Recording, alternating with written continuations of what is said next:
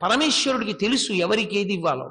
ఎవరితోటో పోల్చుకుని నువ్వేం బెంగ పెట్టుకోక్కర్లేదు. నువ్వు ఏది కావాలో, ఏది ఎవరికి ఎందుకు ఎలా ఉపయోగపడాలో ఈశ్వరుడు నిర్ణయించేశాడు.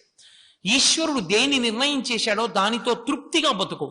వెంపర్లాడితే ధర్మం తప్పుతావు, వెంపర్లాడకపోతే ఇబ్బంది లేదు.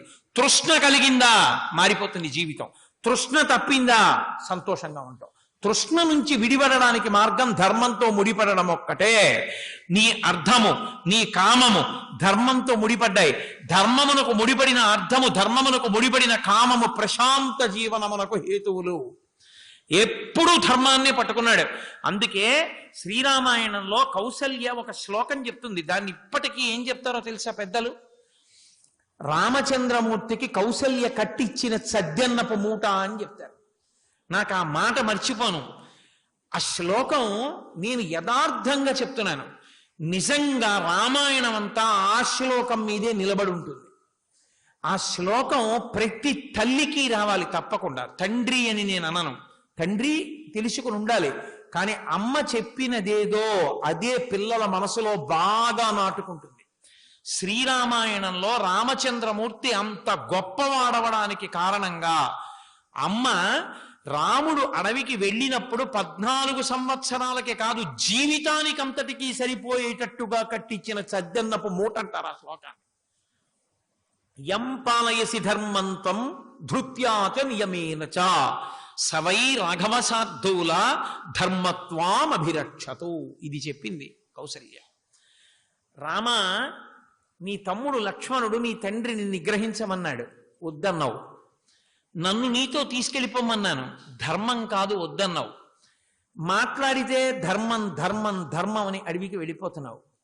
రామ, యం పాలయసి ధర్మంతం ధృత్యాచ నియమేనచ. ధృతి అంటే పట్టుదల.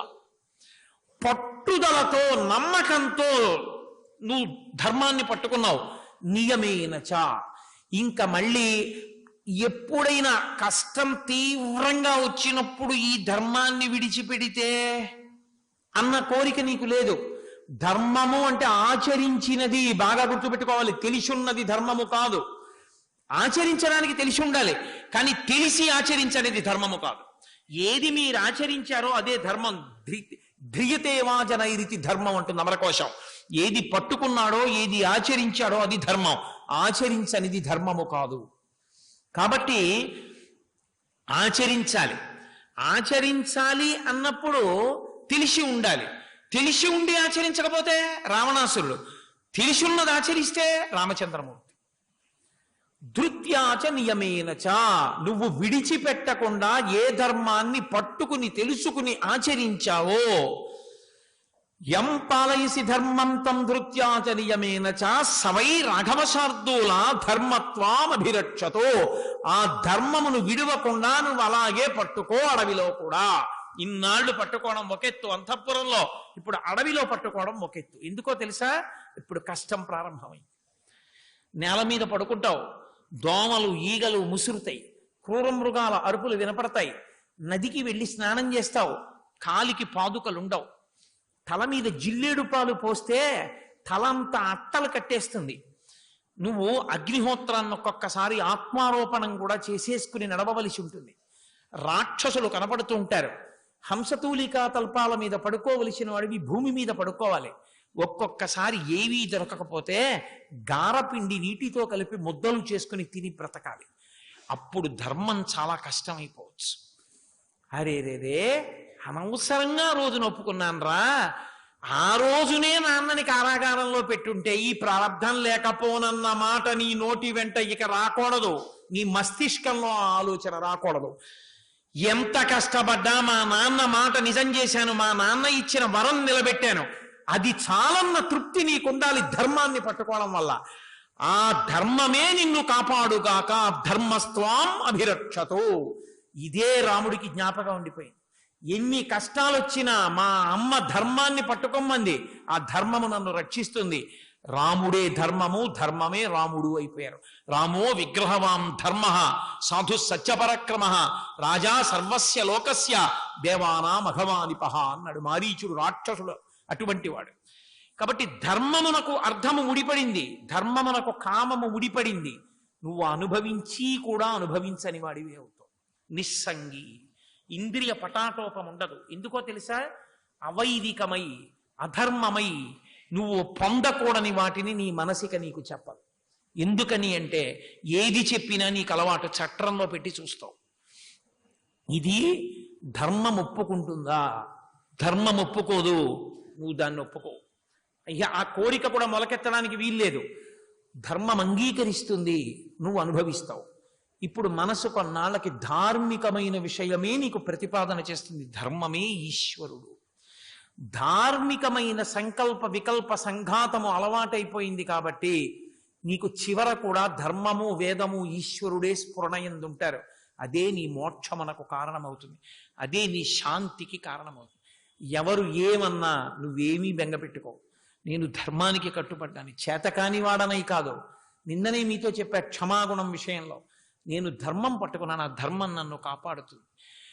1,00,00,000 రూపాయలు బ్యాంకులో ఉన్నవాడికి అర్ధరాత్రి వేళ అవసరం వస్తే ఉన్న ఒక్క ఏటీఎం కార్డుతో కొడితే 25,000 రావచ్చు.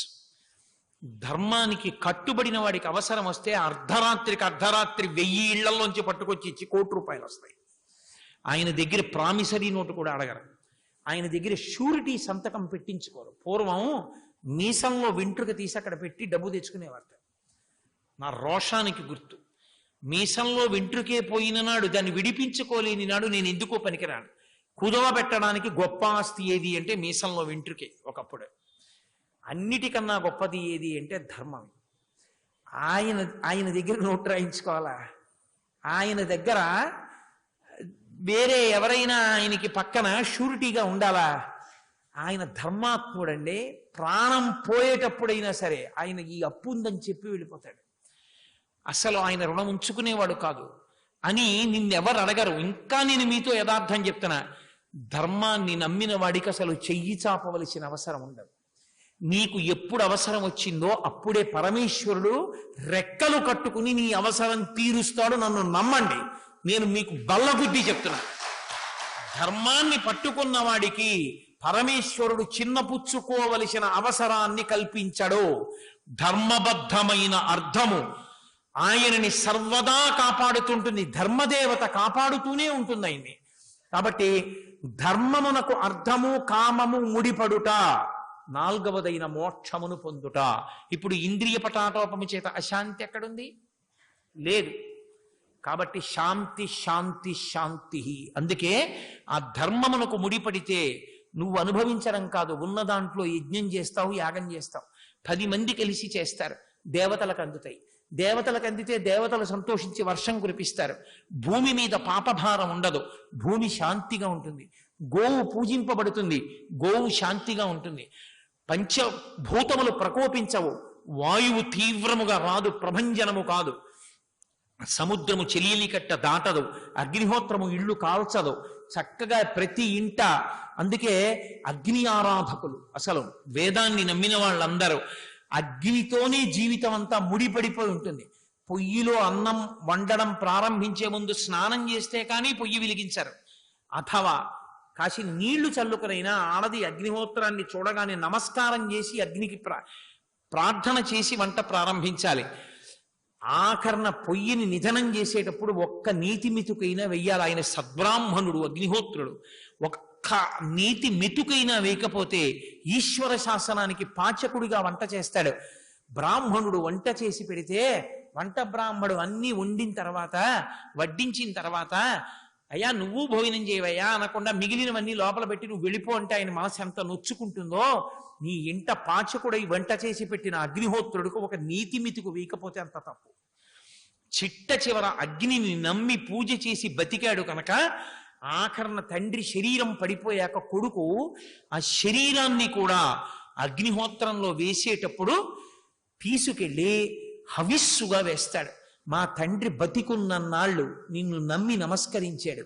ఇక్కడ అగ్నిహోత్రం ఉన్నదని కన్నలు కద్దుకొని నీతి అన్నాన్ని పంటికి తగలకుండా నాలిక మీద పెట్టి మింగేవాడు 5 మాటలు. అగ్ని ఆరాధకుడు. అటువంటి అగ్ని మా నాన్న శరీరాన్ని ఒక చోట కాల్చి ఒక చోట కాల్చక ఒక చోట ముద్ద చేసి అలా చెయ్యకుండా భగ్గున కాల్చి దేవతలకు అందించు. ఆయన ప్రసాదంగా దేవతలకు వెళ్ళి బ్రహ్మాండంలో కలిసిపోవాలని మంత్రం చెప్పి అగ్నిహోత్ర సంస్కారం చేస్తాడు. అంత గొప్ప అగ్నిని నమ్ముకున్నటువంటి వాళ్ళు ధర్మమునకు కట్టుబడి ఉంటే, ధర్మమును నమ్మి ఉంటే, నీకు ఏది ఉంటే దానితో తృప్తిగా సంతోషంగా నాకు ధార్మికంగా వచ్చింది ఇది అని ధర్మమునకు ముడిపడినటువంటి అర్థము కామముతో జీవించిన వాడు చిట్ట చివర మోక్షాన్ని పొందుతాడు. లోకమునందు ఏ ఉపద్రవములుండవు. అందుకే ఎక్కడ ధర్మమునకు ముడిపడిన అర్థము, ధర్మమునకు ముడిపడిన కామముతో శాంతియుతమైన జీవనము జనులు చేస్తారో అటువంటి చోట అన్ని భూతములు శాంతిగా ఉంటాయి. అందుకే గౌశాంతి, అంతరిక్ష శాంతి, దిశాశాంతి, వాయుశాంతి, శాంతిర్మేస్తు శాంతి అని సమస్త భూతములు కూడా శాంతిగా ఉండాలని శాంతి పాఠం సనాతన ధర్మమునందు అంత గొప్పగా చెప్పారు. కాబట్టి అటువంటి శాంతి, ఆ శాంతికి మూలమంతా ధర్మమే. మీరు నన్ను నమ్మండి, ఒక మాట చెప్తాను, ఆర్ష వాంగ్మయం అంతటినీ కూడా మీరు పిండేస్తే అందులోంచి వచ్చేవి రెండే అక్షరాలు, ధర్మం. సత్యం వద ధర్మం చర. ఇది చెప్పడానికే వాంగ్మయం అంతా ఉంటుంది. ఆ ధర్మం ఒక్కటి వదిలేస్తే ఏదీ దక్కదు. కాబట్టి శాంతి దేని వలన పొందుతారంటే, ఒకడు శాంతిని పొందడం, అర్ధకామములు ధర్మములకు ముడిపడడం, ప్రతి వాళ్ళు అలా ఉండడం, సమాజ శాంతి, దేవతలకు శాంతి, ఋషులకు శాంతి, గోవుకు శాంతి, అంతరిక్షములకు శాంతి, వాయుశాంతి, భూశాంతి, అగ్నిశాంతి, అంతటా శాంతి. శాంతిర్మేస్తు శాంతి, శాంతి యందు శాంతి, ప్రశాంతి. అందరూ సంతోషంగా ఎంతో ఆనందంగా ఉండగలిగిన లక్షణాన్ని పొంది ఉందరుగాక. సనాతన ధర్మమునందు కోరుకునేది ఇదే. అందుకే శాంతము లేక సౌఖ్యము లేదు సారసాదళానయన అంటాడు త్యాగరాజస్వామి. అంత గొప్ప విశేషం. తపఃపుష్పం. తర్వాతి పువ్వు తపస్సు. తపస్సు అనేటటువంటి మాటకు ఉండేటటువంటి అర్థం శాస్త్రమునందు చాలా విశాలమైనటువంటి దృక్పథంతో మాట్లాడతారు.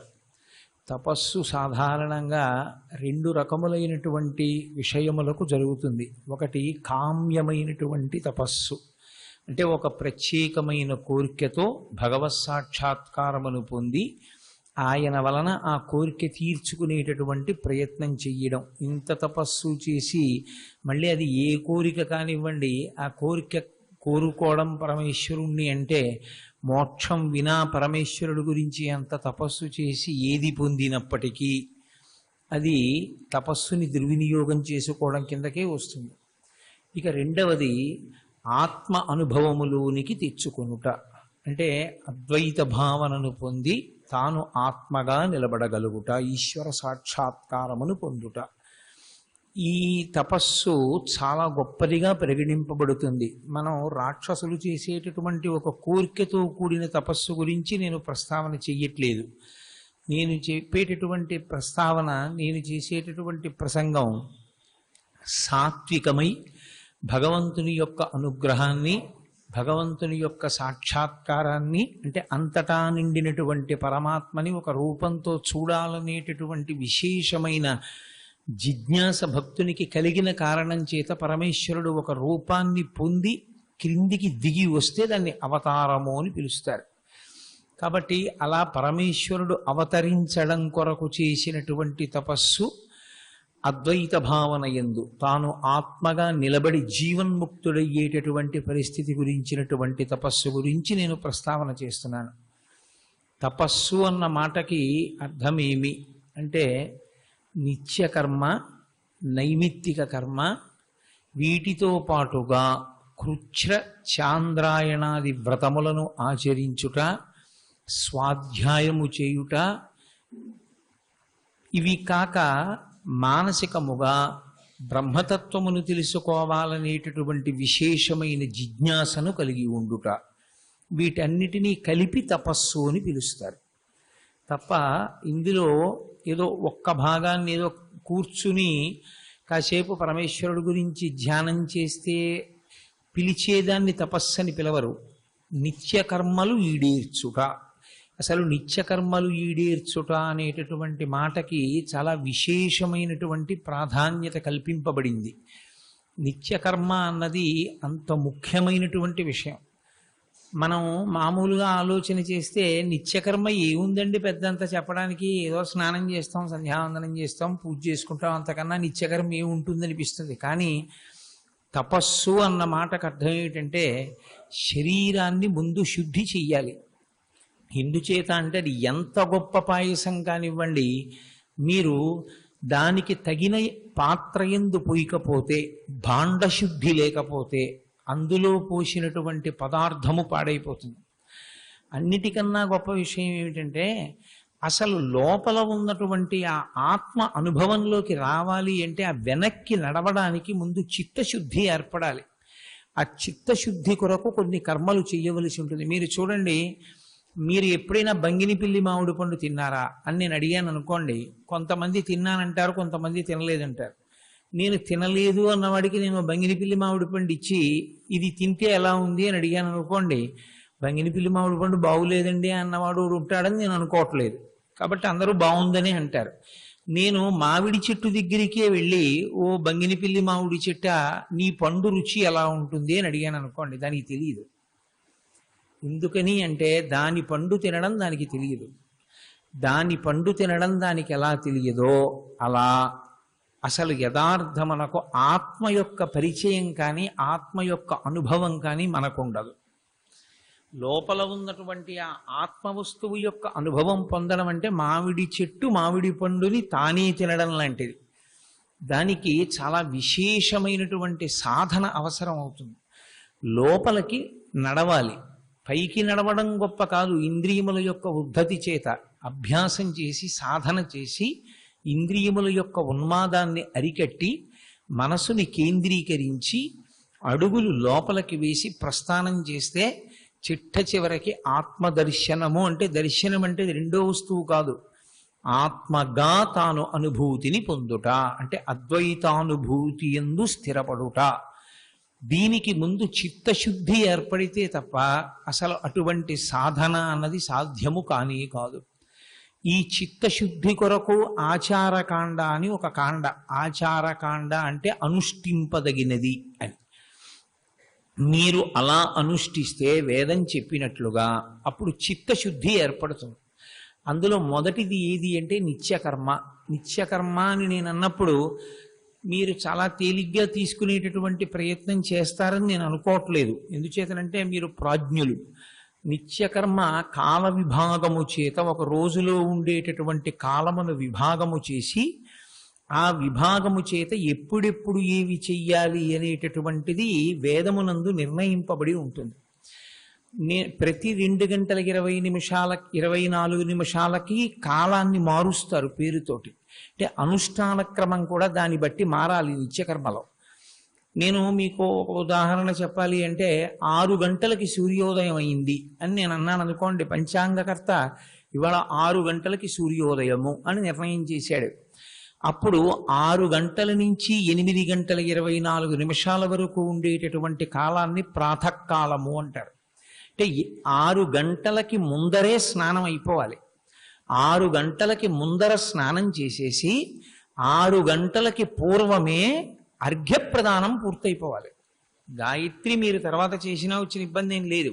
కానీ సంధ్యావందనం చేసేటటువంటి అధికారం ఉన్న వాళ్ళైతే అర్ఘ్యం ఇవ్వడం, సంధ్యావందనం చేసేటటువంటి అధికారము లేనివారైతే సూర్య భగవానుని యొక్క స్తోత్రాన్ని అనుసంధానం చేసుకునేటటువంటి విధానం ఒకటి ఉన్నది. కాకినాడ పట్టణంలో దాన్ని ప్రతులు వేసి పంచిపెట్టాం కూడా, చాలామంది ఇప్పటికీ దాన్ని చదువుతున్నారు. ఆ స్తోత్ర పఠనము పూర్తయిపోవాలి.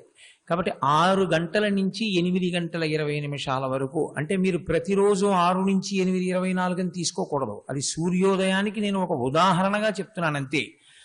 6 నుంచి 8:24 ప్రాతకాలం. అందులో గాయత్రి చేయవలసి ఉంటుంది. అసలు యథార్థమునకు ఏమిటి అంటే 1000 పర్యాయములు గాయత్రి చెయ్యాలి. ఒకవేళ ఏ కారణం చేతనైనా ఇంకా అస్సలు ఖాళీ లేదు, అంత ముఖ్యమైన పని ఉంది అంటే, అంత ముఖ్యమైన పని ఉంది అన్న మాట సంవత్సరంలో ఒక రోజు కన్నా రాకూడదు. అంత ముఖ్యమైన పని ఉంది అంటే ఆ ఒక్కరోజే 11 మార్లు. ఉపనయనం అయి కూడా గాయత్రి చేయకపోయినా, ఉపనయనం అయిన తరువాత గాయత్రి ప్రతిపూట 11 మాటలే చేసినా శరీరము వ్యాధిగ్రస్తం అవుతుంది. ఎందుకనంటే గాయత్రి చేయకపోతే అది పీడిస్తుంది, అందుకని చెయ్యాలి. కాబట్టి 6 గంటల నుంచి 8 గంటల 20 నిమిషాల వరకు ప్రాతకాలం, 8 గంటల 24 నిమిషాల నుంచి 10 గంటల 48 నిమిషాల వరకు సంగమ కాలము అంటారు. తర్వాత వచ్చే 2 గంటల 24 నిమిషాలు కూడా పూజకి కేటాయింపబడుతుంది. ఈశ్వరుని యొక్క ప్రాతకాలార్చనం చేస్తారు. 10 గంటల 48 నిమిషాల లగాయితూ 1 గంట 12 నిమిషాల వరకు మధ్యాహ్న కాలము అని పిలుస్తారు. సరే, ఆ కాలముల యందు ఏమి చెయ్యవలసి ఉంటుంది అన్నది నేను మీతో నిత్యకర్మ చెప్తున్నప్పుడు చెప్తాను. 1 గంట 12 నిమిషముల వరకు మధ్యాహ్నం, 1 గంట 12 నిమిషముల వరకు మధ్యాహ్నం ఉంటే 1 గంట 12 తర్వాత భోజనం అని గుర్తు. 1 గంట 12 నిమిషాల నుంచి 3 గంటల 36 నిమిషాల వరకు ఉండేటటువంటి కాలాన్ని సాయంకాలము అని పిలుస్తారు, అపరాహ్న కాలము అని పిలుస్తారు. అపరాహ్న కాలము దాటిపోయిన తర్వాత 3 గంటల 36 నిమిషాల లగాయితో 6 గంటలు, అంటే ప్రతి 2 గంటల 20 నిమిషాలు లెక్క కట్టి చెప్తున్నాను నేను. 3:36 నుంచి 6 వరకు ఉన్న కాలాన్ని సాయంకాలము అని పిలుస్తారు. మళ్ళీ 6 దాటిన కాలాన్ని ప్రదోషము అని పిలుస్తారు. దోషము అంటే చీకటి, రాత్రి. రాత్రికి అంటే ముందు, ఇంగ్లీష్లో ప్రీ అంటాం కదా, ప్రిఫిక్స్, ఆ ప్రీపోన్మెంట్ అంటుంటాం. అలా ప్రీ అంటే ముందుకి, అంటే సంస్కృతంలో ముందున్నది. ఆ చీకటి పడడానికి ముందున్న కాలాన్ని ప్రదోషకాలము అంటారు. ప్రదోషకాలము కేవలము శివాలయ దర్శనమునకు, శివ పూజకు మాత్రమే కేటాయింపబడినటువంటి కాలం. దానికి ముందరే, అంటే ప్రదోషమునకు ముందర మళ్ళీ సంధ్యావందనం అయిపోవాలి, అయిపోయి అర్ఘ్యత్రయ ప్రదానం పూర్తయిపోవాలి, అయిపోయి గాయత్రి చేయవలసి ఉంటుంది.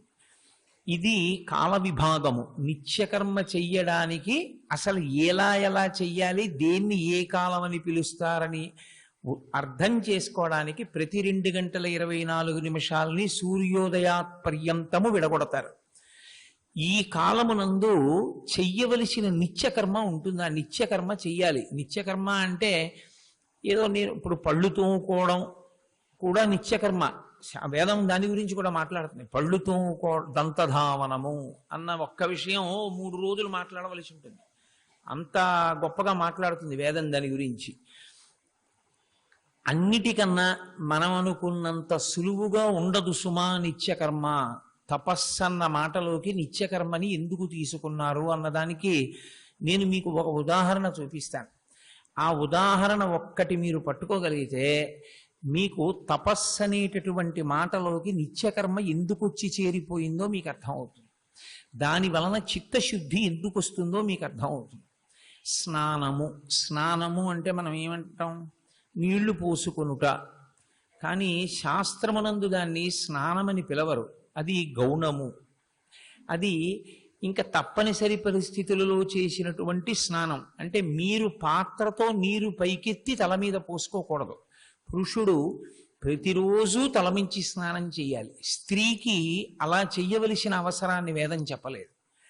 పసుపు కలిపినటువంటి నీటిని తల మీద ప్రోక్షించుకుంటే శిరసా స్నానం ఆచరించినట్లే ఆడవారు. పురుషుడు మాత్రం ప్రతిరోజు శిరసా స్నానం చెయ్యవలసిందే. మినహాయింపు కొన్ని కారణాలకు ఇచ్చారు. అస్వస్థతగా ఉంటే, అస్వస్థత అంటే తలకాయ చాలా నొప్పిగా ఉందనుకోండి, అప్పుడు కంఠపర్యంత స్నానము చేయవచ్చు. అంటే కంఠం వరకే నీళ్లు ఆ రోజున పోసుకోవచ్చు. జ్వరపీడితుడై ఉంటే కటి ప్రదేశము వరకు నీటిని పోసుకోవచ్చు. అంటే నడుము వరకు నీళ్లు పోసుకుని స్నానం చేయాలి. ఒకవేళ అసలు మంచం మించి లేవలేని పరిస్థితిలో ఉంటే విభూతి స్నానం చెయ్యాలంటే కాస్త విభూతి తీసుకుని తల మీద, ఒంటి మీద చల్లుకోవాలి. అసలు స్నానం చెయ్యకుండా ఉండడం అనేటటువంటిది లేదు సనాతన ధర్మంలో. ఆఖరికి స్నానం అన్నది ఎంత ప్రధానమంటే శవాన్ని తీసుకెళ్లే ముందు కూడా స్నానం చేయించే తీసుకెళ్ళాలి. అసలు స్నానమన్న ఒక్క మాట సనాతన ధర్మంలో ఎంత దూరం పెడుతుందో. పట్టాభిషేకము అన్నాను అనుకోండి, అదో స్నానం. ఈశ్వరుడికి అభిషేకము, ఈశ్వరుడికి స్నానం. అందుకని స్నానము అన్ని రకములుగా చెయ్యవలసి ఉంటుంది. ఇందులో మళ్ళీ స్నానం చేసేటప్పుడు అంగములు ఉంటాయి. ప్రవహించేటటువంటి నీరు ఎక్కడుంటుందో అక్కడ స్నానం చెయ్యడాన్నే వేదం స్నానం అని పిలుస్తుంది. అంటే నదీ ప్రవాహమై ఉండాలి. ఆ నదీ ప్రవాహమునందు స్నానం చేయాలి. నది కాని నదము కాని రెండింటిలో ఏదైనా స్నానం చేయాలి. ఆ స్నానం చేసేటప్పుడు మళ్ళీ నియమం ఉంటుంది. నదిలో స్నానం చేస్తే ఒకలా చెయ్యాలి, చెరువులో స్నానం చేస్తే ఒకలా చెయ్యాలి, నూతి దగ్గర స్నానం చేస్తే ఒకలా చెయ్యాలి. మన ఇష్టం వచ్చినట్లు చేస్తే దాన్ని స్నానం అని పిలవరు శాస్త్రంలో. వాడు స్నానరహితుడే, వాడు స్నానం చెయ్యకుండానే పూజకి వెళ్ళిపోయినట్లు గుర్తు. నిత్యకర్మ అంత కఠినంగా ఉంటుంది, అంత జాగ్రత్తగాను దాన్ని అర్థం చేసుకోవాల్సి ఉంటుంది. ఉదాహరణకి ఒక నది యందు స్నానానికి వెళ్ళాడనుకోండి, నదీ ప్రవాహమునకు ఎదురు తిరిగి స్నానం చేయాలి. అంతేగాని నదీ ప్రవాహానికి వాల్ ఎటుందో, అంటే ప్రవాహం ఇలా వెడుతోంది అనుకోండి, నేను ప్రవాహానికి అభిముఖంగా నించుని స్నానం చేయాలి తప్ప వాలువేపుకి తిరిగి పురుషుడు స్నానం చేయకూడదు. స్త్రీ ప్రవాహానికి ఎదురు తిరిగి స్నానం చేయకూడదు. వాలువేపుకి తిరిగి భార్య స్నానం చేయాలి, పురుషుడు అభిముఖ స్నానం చేయాలి ప్రవాహానికి. ఈ స్నానం చేసేటప్పుడు మళ్ళీ 5 అంగములు ఉంటాయి. ఆ 5 అంగములు పాటించి చేస్తేనే స్నానము. స్నానమునందు 5 అంగములు, మొదటిది సంకల్పం చెప్పుకుని స్నానం చేయాలి. సంకల్పము అంటే ఏమిటో కూడా నేను చెప్పవలసిన అవసరం ఏం లేదు. తెల్లవారు లేస్తే మీరందరూ దేశకాల సంకీర్తనము, నేనెవరు, ఎక్కడున్నాను, ఎందుకు చేస్తున్నాను అది చెప్పడమే సంకల్పం. శ్రీ ఉమామహేశ్వర పరబ్రహ్మార్పణమస్తు. స్వస్తి.